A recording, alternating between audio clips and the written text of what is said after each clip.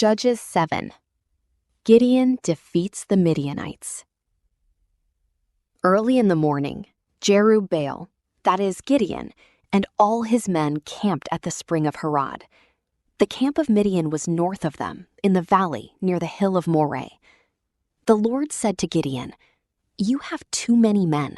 I cannot deliver Midian into their hands, or Israel would boast against me. My own strength has saved me. Now announce to the army, anyone who trembles with fear may turn back and leave Mount Gilead." So 22,000 men left, while 10,000 remained. But the Lord said to Gideon, "There are still too many men. Take them down to the water, and I will thin them out for you there. If I say, 'This one shall go with you,' he shall go. But if I say, 'This one shall not go with you,' he shall not go." So Gideon took the men down to the water. There the Lord told him, "Separate those who lap the water with their tongues as a dog laps from those who kneel down to drink." 300 of them drank from cupped hands, lapping like dogs. All the rest got down on their knees to drink. The Lord said to Gideon, "With the 300 men that lapped, I will save you and give the Midianites into your hands. Let all the others go home." So Gideon sent the rest of the Israelites home, but kept the 300, who took over the provisions and trumpets of the others. Now the camp of Midian lay below him in the valley. During that night, the Lord said to Gideon, "Get up, go down against the camp, because I am going to give it into your hands. If you are afraid to attack, go down to the camp with your servant Purah and listen to what they are saying. Afterward, you will be encouraged to attack the camp." So he and Purah, his servant, went down to the outposts of the camp.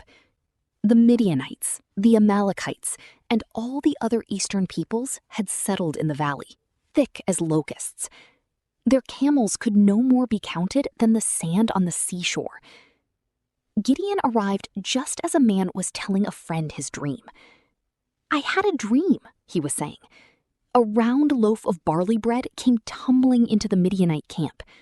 It struck the tent with such force that the tent overturned and collapsed." His friend responded, "This can be nothing other than the sword of Gideon, son of Joash, the Israelite.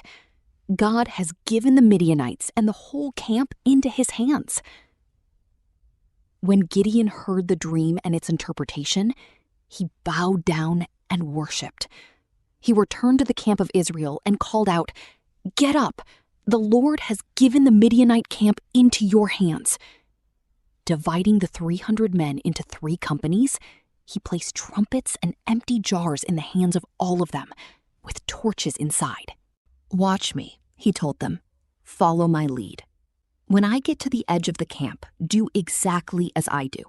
When I and all who are with me blow our trumpets, then from all around the camp blow yours and shout, 'For the Lord and for Gideon.'"